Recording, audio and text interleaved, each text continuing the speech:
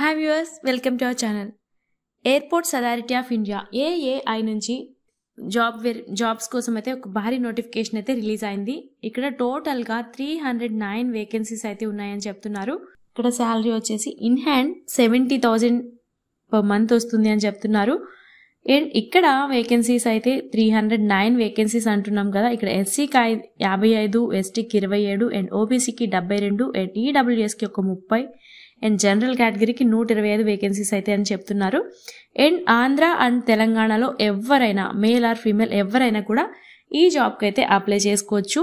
And దీనికి experience కూడా ఏం అడగట్లేదు, నో ఎక్స్పీరియన్స్.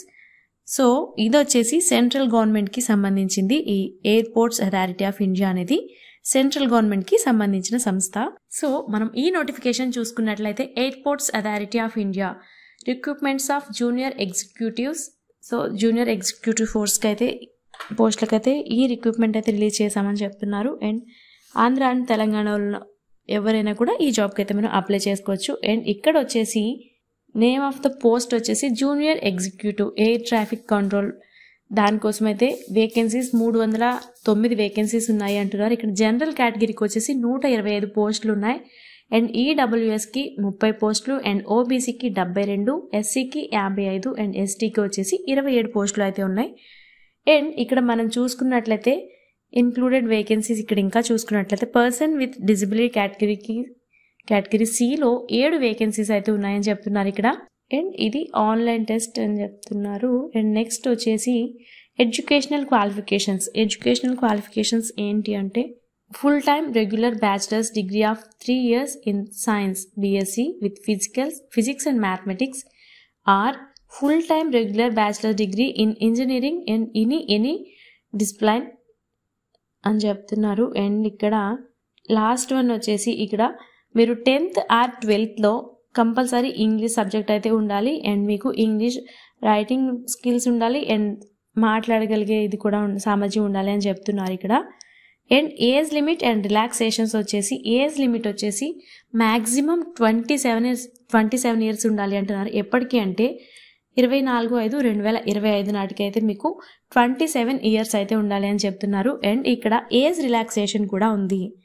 ఏజ్ రిలాక్సేషన్ అంటే ఏంటో వచ్చేసి ఎస్సీ ఎస్టీ వాళ్ళకి వచ్చేసి 5 years అంటే యాక్చువల్ మ్యాక్సిమం ఏజ్ 27 అంటున్నారు. అండ్ 5 years అంటే 27 + 5 32 years వరకు ఎస్సీ ఎస్టీ వాళ్ళు అయితే అప్లై చేసుకోవచ్చు. అండ్ నెక్స్ట్ వచ్చేసి ఓబీసీ వాళ్ళకి 3 years ఏజ్ రిలాక్సేషన్ ఉంది.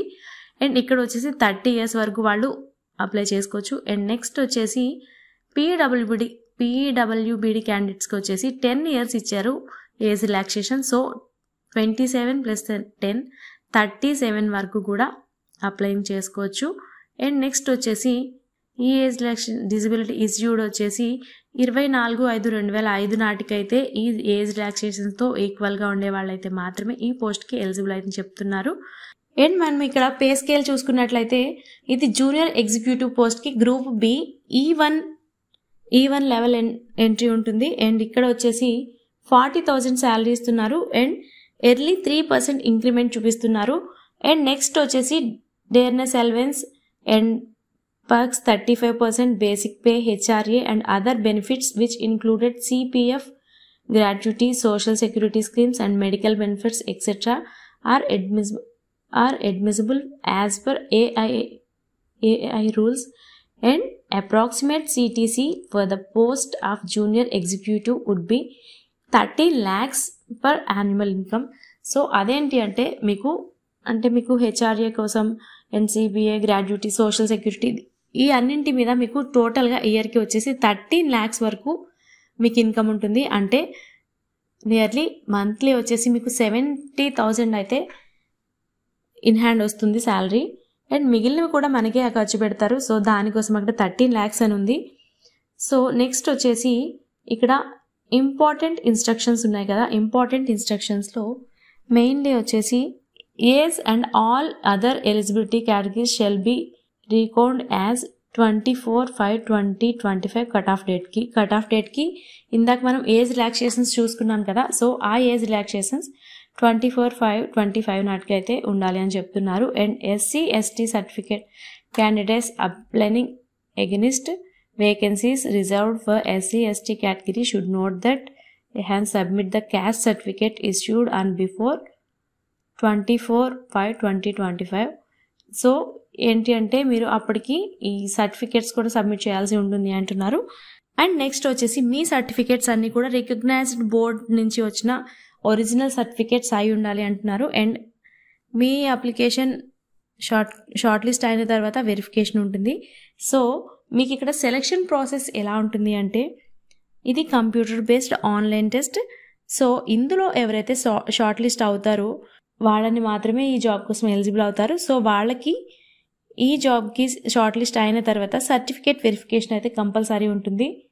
ఆన్లైన్లో అప్లై చేసుకోవడానికి లింక్ అయితే డిస్క్రిప్షన్లో ఉంది. సో ఆ లింక్ నుంచి మీరు అప్లై చేసుకోవచ్చు. అండ్ నెక్స్ట్ అనదర్ వన్ వచ్చేసి అందరికీ చాలా మందికి ఉన్న డౌట్ వచ్చేసి నేను ఇప్పుడు ఫైనల్ ఇయర్ చదువుతాను అప్లై చేసుకోవచ్చా అని. ఏం చేయొచ్చు డెఫినెట్లీ. బట్ వాళ్ళు మీరు షార్ట్ లిస్ట్లో కన్ఫర్మ్ అయిన తర్వాత వాళ్ళు డాక్యుమెంట్ వెరిఫికేషన్ చేసేసరికి మీరైతే తప్పనిసరిగా పాస్ అయిన సర్టిఫికేట్ వాళ్ళకి సబ్మిట్ చేసి ఉండాలి, వాళ్ళకి చూపించగలగాలి. సో అలా అయితేనే మీరు ఈ జాబ్కి అప్లై చేసుకున్న క్వాలిఫై అవుతారు. ఎగ్జామ్ సెంటర్స్ ఎక్కడ ఉంటాయి? ప్రతి స్టేట్లోనే ఎగ్జామ్ సెంటర్స్ అయితే ఖచ్చితంగా ఉంటాయి. సో మన మెయిన్ సిటీస్లో అండ్ మన స్టేట్స్లోనే ఎగ్జామ్ సెంటర్ ఉంటుంది. మీరు ఎగ్జామ్ అక్కడే రాయొచ్చు.